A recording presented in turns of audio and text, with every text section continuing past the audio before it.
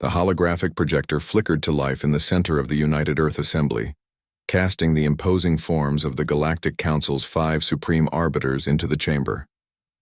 Their alien features, scaled, chitinous, and crystalline, glowed with an otherworldly authority that had commanded respect across 1,000 worlds for millennia. Supreme Arbiter Zekthul, his serpentine form coiled around the ceremonial speaking platform, addressed the assembled human delegates with the casual disdain reserved for primitive species. "Humans of Terra," his translator rendered his hissing speech into crisp English, "the Galactic Council has reached its final decision. Your species has violated 17 codes of galactic law through your reckless expansion and refusal to submit to proper biological classification." Admiral Sarah Chen, Earth's representative to the Council, stood motionless at the human delegation's podium. Her weathered face betrayed nothing, though her knuckles whitened as she gripped the lectern. "You will surrender all military assets, submit to immediate genetic cataloging, and accept relocation to the designated preservation zones on Kepler 442c, Zekthul continued. "Failure to comply within 72 standard hours will result in the sterilization of your homeworld." The chamber fell silent except for the low hum of the holographic projectors. Across the galaxy, similar scenes played out on every human colony world as the Council's ultimatum was broadcast simultaneously. Admiral Chen finally spoke, her voice carrying the weight of 5 billion years of human evolution. "Supreme Arbiters, with all due respect to your authority, I have a response from Earth's government and her colonies." She paused, letting the silence stretch until even the alien delegates leaned forward in anticipation. "No." The single word hung in the air like a challenge to the cosmos itself. Arbiter Vextar, whose crystal formations pulsed with indignation, interjected sharply. "Your response is not recognized as valid. Submit, or face annihilation." Chen smiled, a predator's smile that would have been familiar to any saber-toothed tiger unfortunate enough to encounter humanity's ancestors. "You mistake our response for a request. Let me clarify." She gestured to her aide, who activated a series of displays around the chamber. Star charts blazed to life, showing the location of every council fleet, every supply depot, every administrative center across their vast empire. 3 months ago, when your investigation of humanity began, we started preparing. Not for surrender, but for something you clearly don't understand. Chen's eyes swept across the alien delegates. Survival.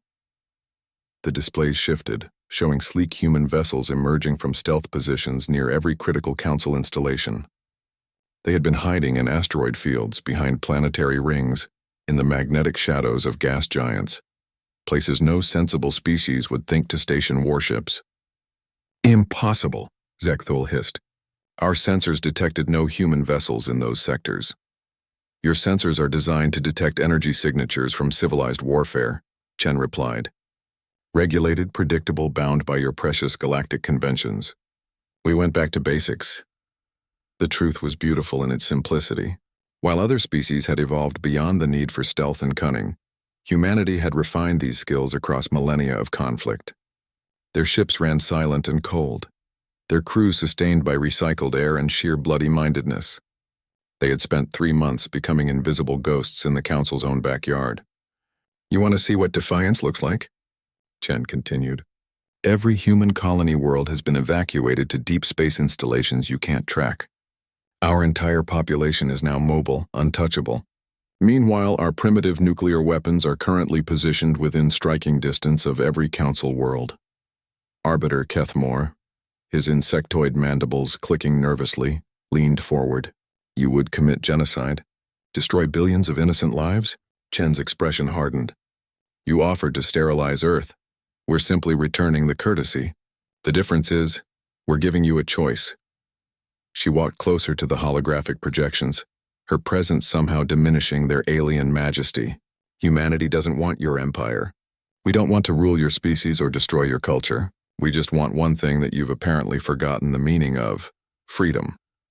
The displays changed again, showing the technical specifications of human weapons systems, crude by galactic standards but devastatingly effective. Kinetic projectiles that could punch through energy shields like paper, electromagnetic pulse weapons that could cripple entire fleets. And nestled among them, the crown jewel of human engineering: antimatter warheads that could crack continents. "Withdraw your fleets," Chen commanded. "Rescind your ultimatum. Recognize humanity's sovereignty over our territories and we'll fade back into the darkness where you found us. Refuse." She let the implications hang unspoken. Zecthel's form writhed with barely controlled rage. "This is madness. No species has ever defied the Council's authority." "Exactly," Chen replied quietly. "That's your problem, not ours." The Council delegates huddled in rapid multilingual discussion. Their empire had been built on the assumption that all species would eventually submit to superior force and organization.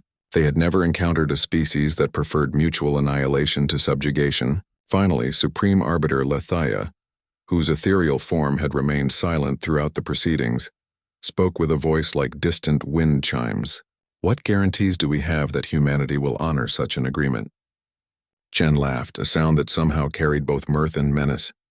"The same guarantee you offered us. Arbiter, trust." The silence stretched for long minutes as the Council grappled with a concept they had not encountered in millennia, a species willing to die rather than kneel. Finally, Zecthel spoke through gritted teeth. "The Council acknowledges humanity's territorial claims. Our fleets will withdraw." As the holographic projections faded, Chen remained standing at the podium, staring at the empty space where galactic authority had just blinked first. Across human space, celebration erupted, not because they had won, but because they had proven something that every human child learned from ancient stories. Sometimes, the best way to defeat a giant is to convince him that stepping on you will hurt his foot. Humanity had shown the galaxy what defiance looked like, and the galaxy had learned a lesson that would echo across the stars for generations. Never give ultimatums to a species that evolved from persistence hunters. The Council had demanded surrender. Instead, they had discovered that some species were born to be free.